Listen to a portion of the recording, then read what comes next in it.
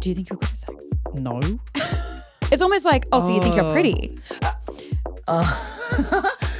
Sexual compatibility is important, but it is something that can happen over time. Enthusiasm totally trumps like stamina or technique or good moves. All right, but what are people doing well and what are people really loving? Casual sex, like, can we normalize it being emotional?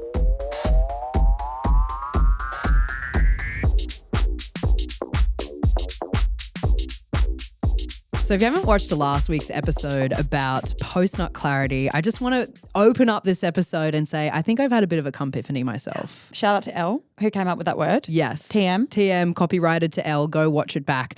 I just realized that casual sex can actually be really good. And my whole life I just thought, nah, it's emotionless. It's in and out, root and boot. Well, I feel like that's probably most people's experience of casual sex, right? Well, like at least one night stand. Sad for you because not me.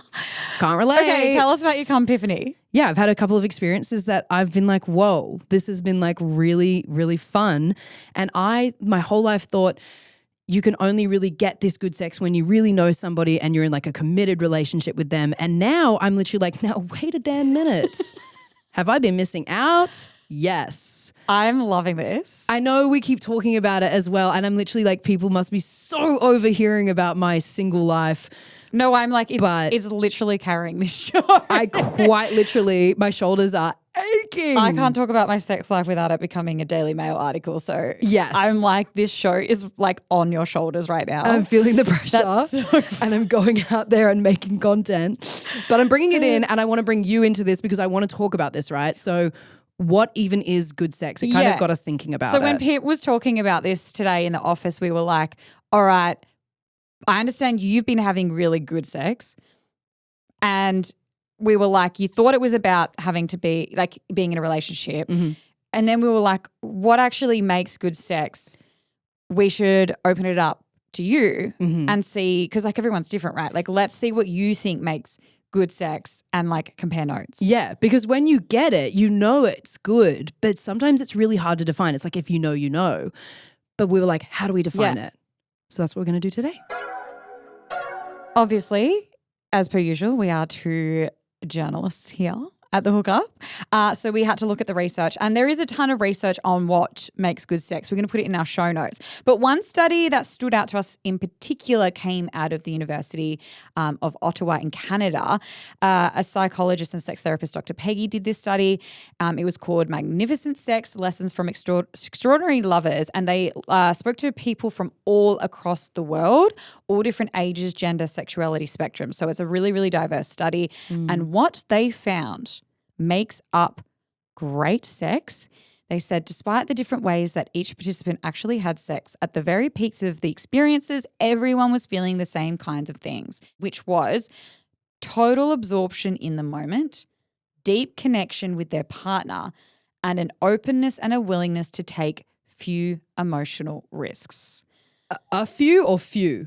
Take a few emotional risks. A few. Okay, so to actually go in and take some. Put your heart on your sleeve. Be vulnerable and take some emotional risks, whether that is like asking for what you want, doing dirty talk, doing something different in the bedroom, whatever it is.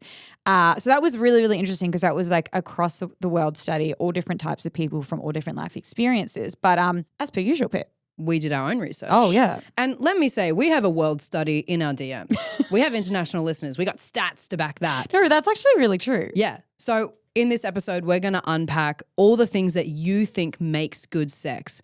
But first off, we wanted to know if you reckon you're good at sex. So we asked you that in a poll at Triple J The Hookup. Go follow us on Instagram if you're not already. We asked, do you reckon you're good at sex? 41% of you said yes. 10% of you said no. And 49% of you said somewhere in the middle. Can I just say, shout out to our international listeners who probably brought up that level of yes, because 41% of people thinking they're good at sex. I'm like, in Australia, we could never. Tall poppy syndrome, we're always like, I mean, no, oh God, no. We suck. Self-deprecating humor and people. And if you were to say, Pip, do you think you're good at sex? Ask me. Do you think you're good at sex? No. No, like I'm somewhere in the middle. I'd be in the 49%. Somewhere in the middle, I don't think I'd say no, actually. I'd take that back. I think I'm somewhere in the middle because it's a growing, journey. It's a developing skill. for me. Exactly. And also like to me, it's so up to like it's so specific to the type, the time, who, with what, when. It's up to the other person to say it. It's like, I can't answer that question. Yeah. You ask my partners. Like, ask them. Don't ask me because I'm like, I don't know. Do you think though, I think sometimes people talk about when they say like, do you think you're good at sex? The answer is usually how many times someone has told you that you're good at sex. It's almost like, oh, so you think you're pretty. Because you've been told your whole life that you're pretty. You know what I mean? So I'm like, I do. If you are good at sex or you think that you are good at sex, is it because your whole life people have been saying like, fuck, you're good? Yeah. You know what I mean? Yeah. I'm not experiencing that because like I've been in lots of long-term relationships and I feel like that conversation never really came up. So I don't know. Shout out to my ex who said that I was. But that was also 10 years ago and I don't know if we need some more recent case studies. I'm like, wait, why? No. You're like, wait, why has no one said anything? We also asked, how often are you having, in quotations, good sex? So this is interesting. Often people are saying they're having good sex, 39%. 10% of you saying you're always having good sex. Okay. 43% of you saying sometimes, that was the major one. And then 8% of you said, I'm never having good sex. So the main thing's sometimes. So that's kind of like in the middle there. Yeah, often and sometimes is still quite huge, which I love. And the thing is I feel like, and this is what a lot of the studies alluded to, is that we always talk about bad sex, right? Like what makes bad sex, but I don't think we flipped it. And I think it's been a while since we've spoken about this on the hookup about like, all right, but what are people doing well and what are people really loving? And yeah, like Pip said, this is something we're going to get into in this whole episode from you. But what do you think? I want to hear what you think. What do you think is good sex? I think on a surface level for me, like communication during the act is like a good sexual encounter and you have fun because you know someone's talking to you and you're feeling like G'd up and there's dirty talk. But on a really bigger picture level, I just think if someone makes you feel wanted, if there's enthusiasm in that moment, doesn't matter what kind of cool moves you have or technique, it's all about just feeling like that person wants to devour you. Like that is good sex to me. That is so true. What about you? I think it has, like, I definitely agree with the enthusiasm because I think that sometimes with casual sex, like that's what makes casual sex so hot is when you're out at like a bar or somewhere and you are like fully flirting and vibing with this person. It's like instant attraction and you both just know that you want to like devour each other. And that's what makes it so hot because you're just like, I need you now. Like that's enthusiasm. Urgency. But then I think as well, and how much I love to bring up Esther Perel, but Esther Perel has famously said that foreplay starts after your last orgasm. So I think that foreplay plays a really huge part in the build up to good sex. And this was something that Sen sent us a voice memo about. Yeah, so something that makes sex so great in the bedroom often starts outside of the bedroom first. A few things that you can do is to help build connection with yourself sexually and with your partner on a day-to-day basis. For example, so it's making time for self-pleasure or solo play, which helps you explore more about yourself and what you want your partner to do to you. Connecting in areas that aren't deemed sexual, so showing interest in your partner's world, asking how their day was, communicating healthily about each other's boundaries, and also giving touch that, you know, that doesn't have the expectations of sex in the end. Basically, also, if there are any like burning priorities around the house, get those done out of the way so you can actually take your time during sex. So, yeah. I really liked what Sen said there because it is true. It is about everything else working in your life to lead up to that sex, like the stress being removed, not putting pressure as well on like penetration and like sex. It's like all of these other little things. Yeah, and being in the right headspace is just going to like get you really centered in your body, like a mindfulness thing. Yeah. And then you're like, cool, I'm going to have really good sex. Like I'm not worried about the chores or if you have kids or I don't know, stuff like that. Like, and I think we've spoken about it before, but one of my New Year's resolutions was to have an orgasm without being touched. Because one of my friends said that she had an orgasm without being touched and I was like, in what world? And it wasn't like tantric woo-woo. It was like genuinely the build-up of foreplay was so intense that she just came. Yeah. Have you? I've had a nipple orgasm, but that was the same vibe. It was like building up to that moment of like we didn't need to do anything else because I was like so turned on and that was enough. But yeah, I just like I want to take it to the next level. That I'm is like, so insane. don't touch. Literally, no touching. No touching. That is so crazy, the no touch thing. But yeah, also you having titty orgasm, fucking oath. That's so cool.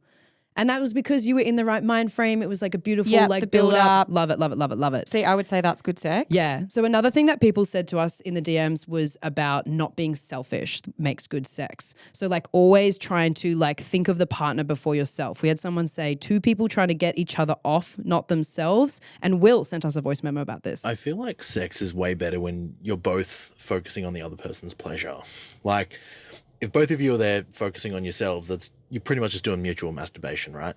But if you're there for them, they're there for you, that's where the magic happens. That's where like you get that good connection and you have the most fun.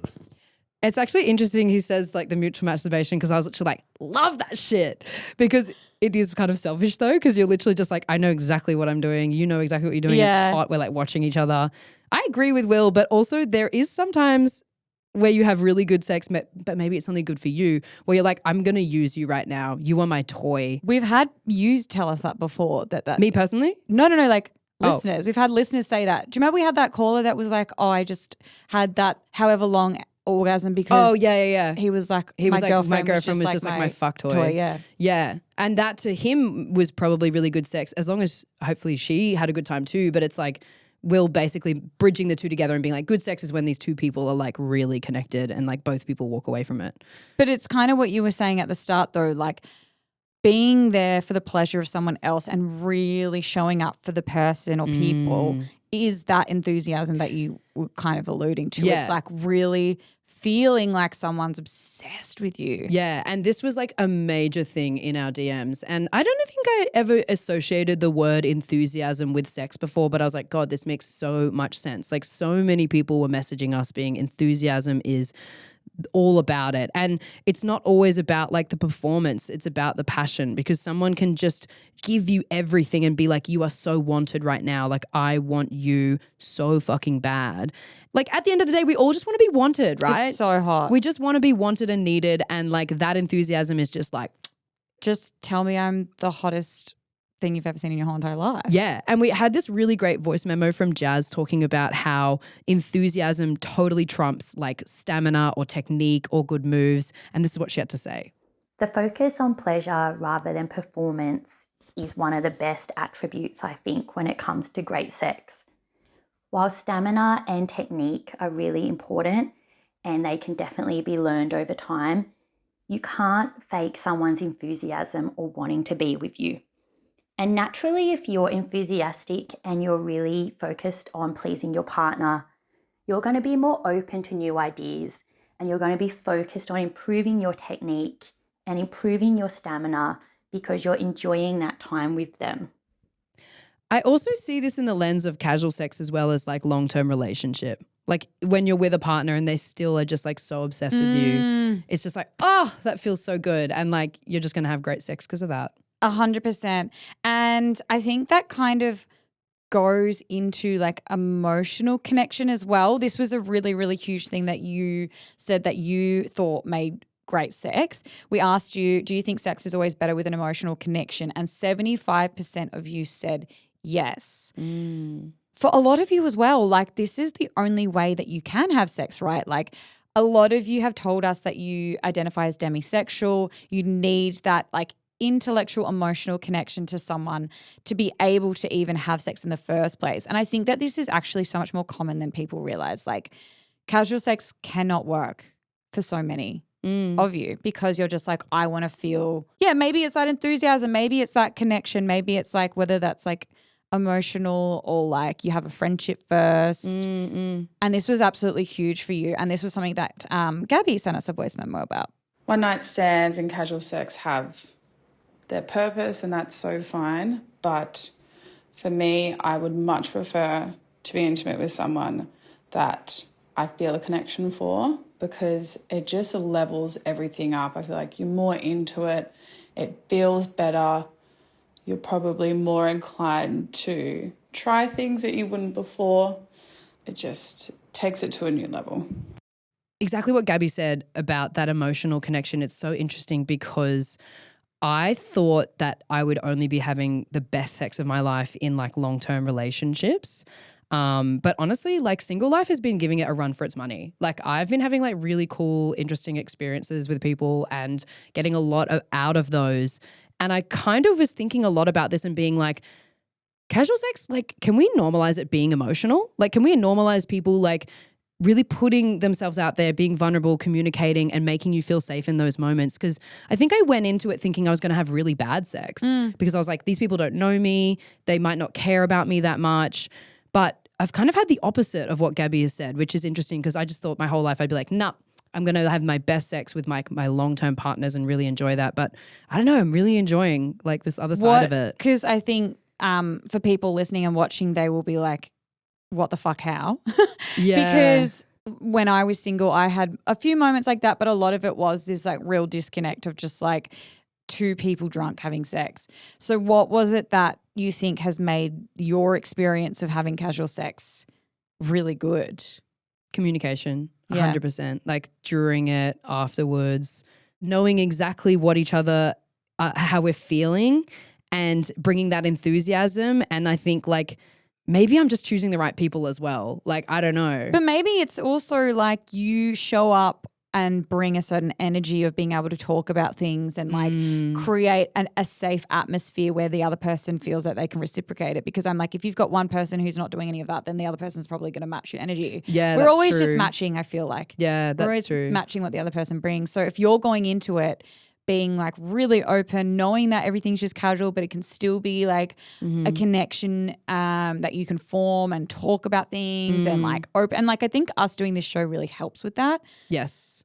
But obviously not everyone has that access to those skills of being able, and it's like a really, really hard thing to do. Yeah. So vulnerable. We're not taught it. So I think we're lucky in that sense that like, I mean, we still struggle. Yeah, totally. It could be a personality thing for me too because I'm like very open in my life. Yes, Like and straight I'll shooter. talk- You'll just be like, I'll let's talk talk about it. things and like I'll say stuff. And even in moments where I was like, I'm having really good sex, but this person's kind of mute right now, but I'm trying to encourage them to like talk and like ask what they want. yeah, and like make some noise, like moan, groan, blah, blah, blah. But I'm still walking away being like, this is really good. But yeah, genuinely, like I'm so shocked at how much I've enjoyed it. And like certain people have really opened my mind to being like, oh my God, like this is really like how it can be. And like we can level it up even more, which is super fun. So Let's raise the bar. let's raise Also, the bar. can I just say there is an episode coming out in a couple of days with an expert around how to have those conversations and how to communicate to have better sex and how to ask for what you want in bed. So yeah, if you are listening to this being like, good for you, Pip, I can't do that.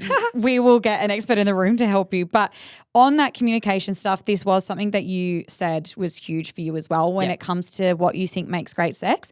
And we got this voice memo from Max. So it's crazy you should ask about this because I actually had this situation like last night with a new partner for the first time. We went back and while we were sort of getting into it, I just asked her like, what are your turn-ons? You know, what brings you pleasure? And she was like taken aback. And this happened to me before. They're like taken aback. And they're like, oh, no one's ever asked me that before. And I'm like, what? And I'm like, have you been like having sex? I'm like, yeah, plenty. But just like no one really talks about it. It's just sort of like something you do and then you move on and you don't talk about it. And that's crazy to me. Like, I think that's one of the absolute keystones of sort of building that rapport and stuff is just like talking about it, opening up that line of communication. What feels good for you? Harder, softer, go here, go there. Or if you aren't sure, but like, you know, sort of being open and saying like, oh, maybe try it like this or try it like that. And I think that like at its core, like makes people want to have sex with you more than once, which actually like your original question kind of makes you good in bed. This is exactly what I do. Like this is the tip. Max is so fucking on it. Like exactly what he said.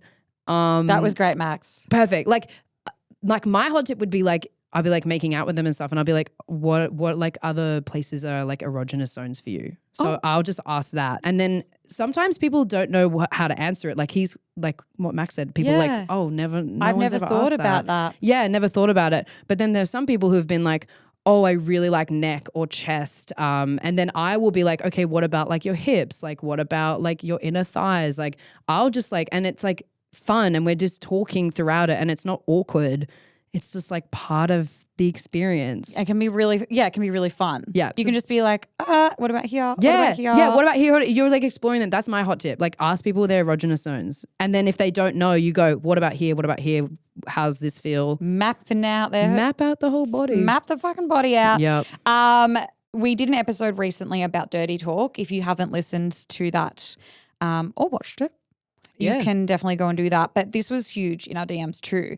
A lot of people, like speaking of communication, really loved when their partner was like you said, Pip, doing dirty talk or like making noise.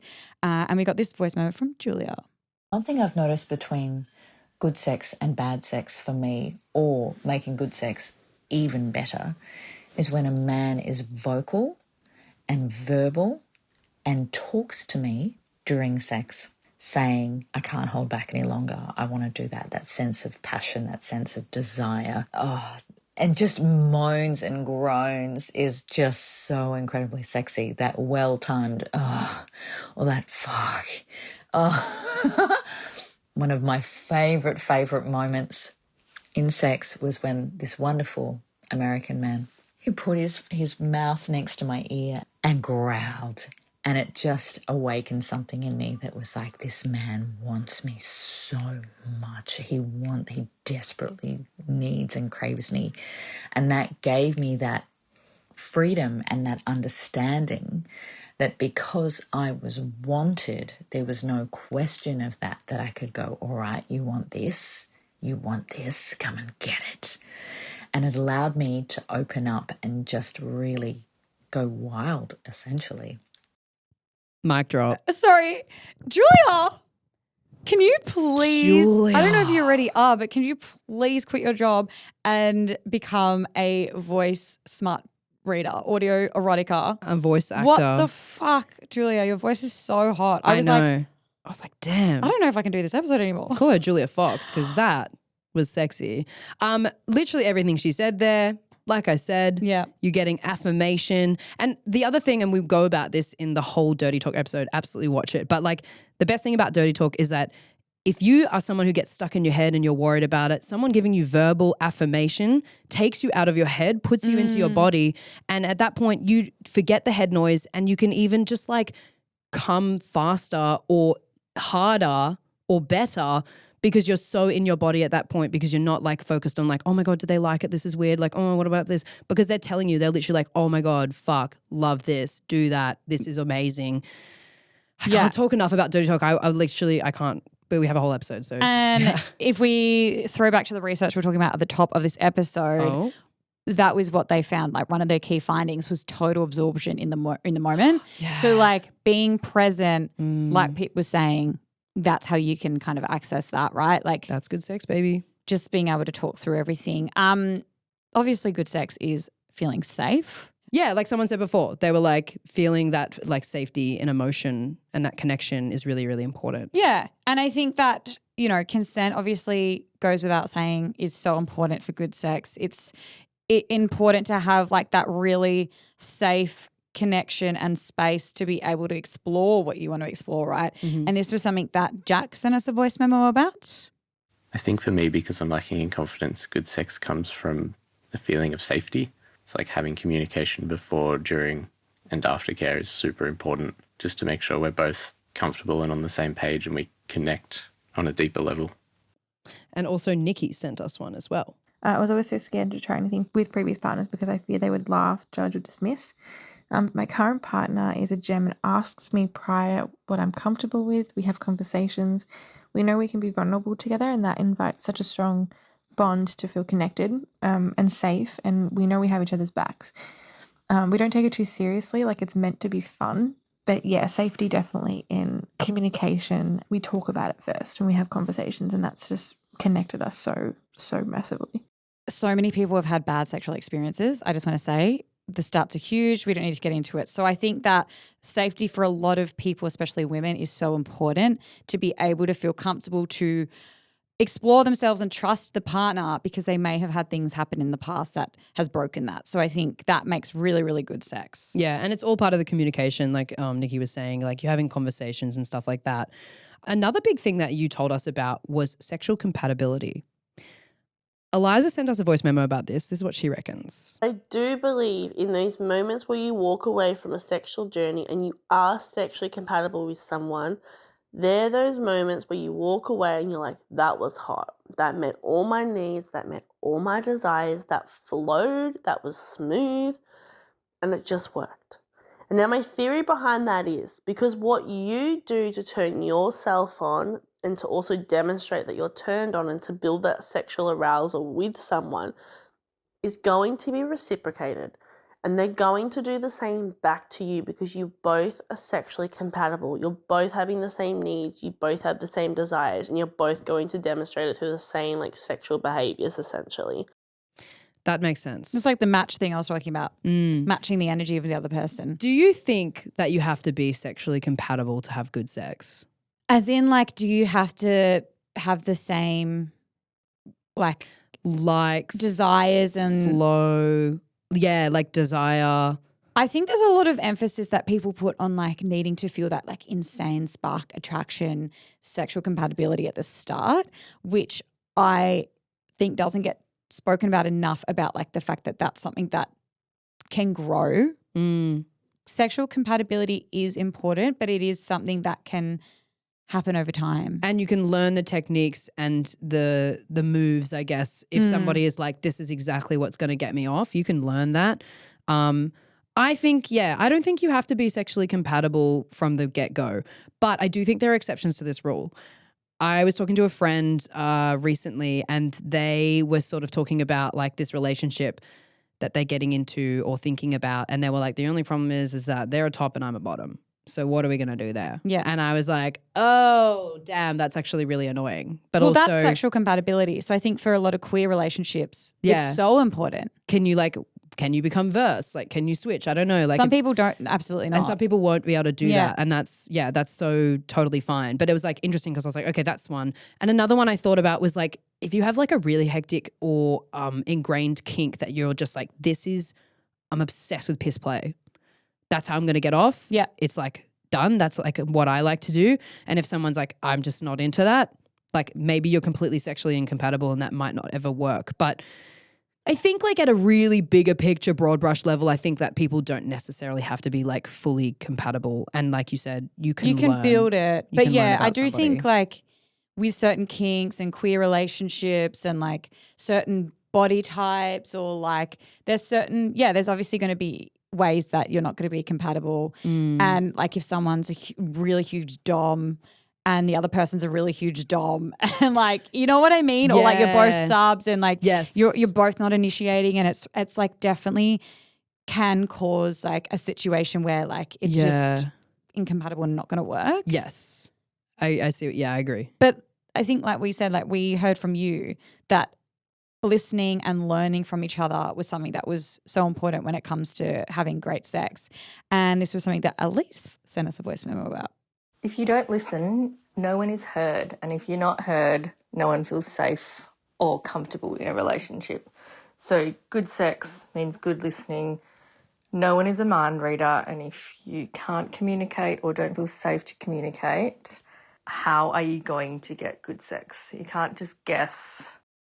Yeah, we also had Wilbur send us in a voice memo sort of talking about those non-verbal listening and how important it is to listen to somebody's body. I think the key thing about listening to be considered good in bed is, far beyond, obviously consent at the start, but physically, visually, and obviously listening properly to what they're saying.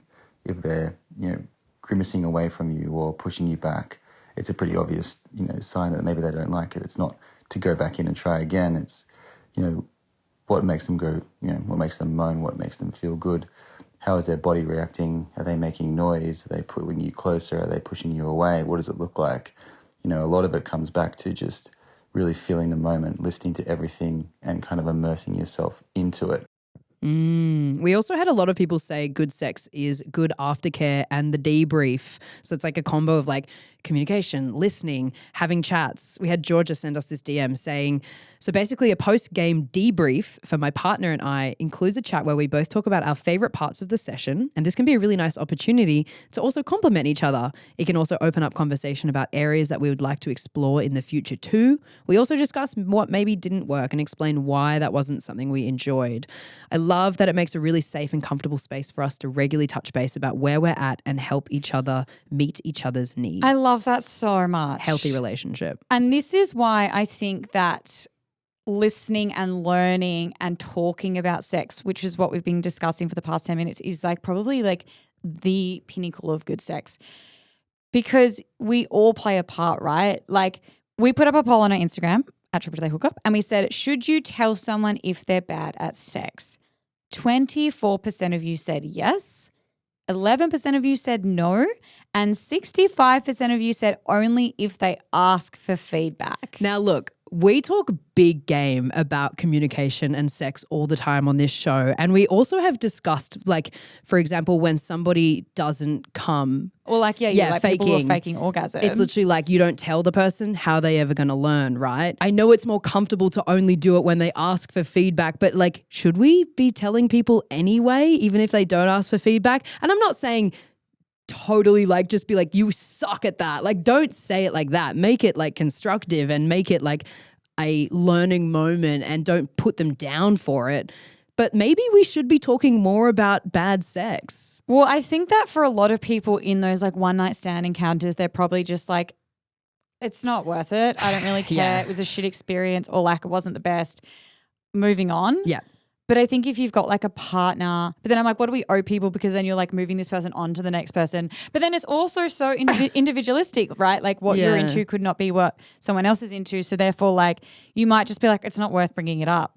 But if you've got like a partner that you're casually sleeping with, or it's like a relationship, absolutely. Yeah. Like you should be having these conversations. And in an ideal world, that partner, because they love you and you have good communication and like a healthy relationship, you should be able to be like, okay, that's so cool. Thank you so much for telling me. Like, I'll take that feedback on, blah, blah, blah. But like, yeah, I don't know. Maybe we should try and normalize like talking about it more, like not necessarily for like a one night stand, but if for like a casually sleeping with somebody, like, you know, you're not going to end up with them and you could better the next person's experience by just being like, hey, don't do that. Also put up another poll though, and we said, have you ever told someone you didn't enjoy the sex? And 49% said yes. So like you're out there doing it. Yeah, maybe it's like you're not saying you're bad. Like you're not saying, oh, you're bad at sex. Like that's a pretty harsh thing to say, but people are saying like, hey, like nearly 50% of you said that's it. I didn't really enjoy that. Actually, maybe like the way that we worded that question was pretty harsh. Yeah, like I don't think you're ever going to say to someone like you suck, you are bad at sex. Yeah, because I also would never say that. I would never know. But then I'd give them feedback. 49% of people have said that they didn't enjoy it, which I think is really huge. But low-key, I don't think I've ever even told somebody like feedback. That you didn't enjoy it? Well, actually, no, that's not true. Because, you know, if I say I hate it when someone pulls my hair. Yeah. I think I've said that once afterwards and been like, hey, maybe just like don't do that. Because I don't have a lot of hair. So don't fucking pull my hair. But like, I don't think I've ever really been like, that could have been improved. It's so hard. It's really so hard. Awkward. Have you? Probably like in a nice way. Like I would still. Oh, of like course. Yeah. Like, but I wouldn't be like, that was so shit. Maybe we should like send out like a Google form afterwards, like a survey, like an anonymous How do you tell survey. someone? Yeah. And just be like, hey, just like rate your performance or rate my performance. Just let me know. What can I do better? Multiple choice. Yeah. I reckon in the episode that we'll do with the expert, we'll get some tips on how to actually have that conversation. Because like 100% need it's that. really, really hard. It is tough. But Now, I think it's like important to do because like we said, like you can't be like, oh, I'm not having good sex. But then more people are all involved in that. So therefore every person's playing a part. If you're not actually having these conversations and talking about it, then like you're responsible for that bad sex as well. Wouldn't you rather know as well? Like, even though it hurts, but it's like, I can improve. Sex is a skill. It's a muscle, baby. 100%. So I'd rather know. Anyway, speaking of that, by the way, we had a really great voice memo. I want to end this on Brad. Here's Brad's closing remarks of this episode. It's about being open and clear with two-way communication and listening more than you speak. It's reading body language and providing a safe space for your partner to communicate their wants and desires. Giving more than you receive and being comfortable within yourself. No one is naturally good at sex. It's a skill that requires work and, most importantly, the willingness to listen and learn. Love it. Sorry, that, Brad, literally sums up this whole episode. Mm-hmm. That's everything that you told us that you think makes up good sex. Yep. I have learned so much. I love this. Me too. And if you want to send this to prospective partners, friends, please do. We'd love for your feedback and them to have a listen, because if anyone's having bad sex out there, like, these are so many good ways that you can improve it. Yeah. And we will get that expert on in a couple of days. Yeah. And if you are listening to this episode and you're not watching on YouTube and you want to know where to find us, head on over to YouTube, type in Triple J, The Hookup, and all our episodes will come up. It's so fun. We've got a little studio, I know, the janitor closet, but yeah, put it on your TV, put it on your phone. Yeah, please watch us. the episode. Obviously, And like, subscribe, comment, etc. Everything. Okay. All right, we'll see you in the DMs. Bye.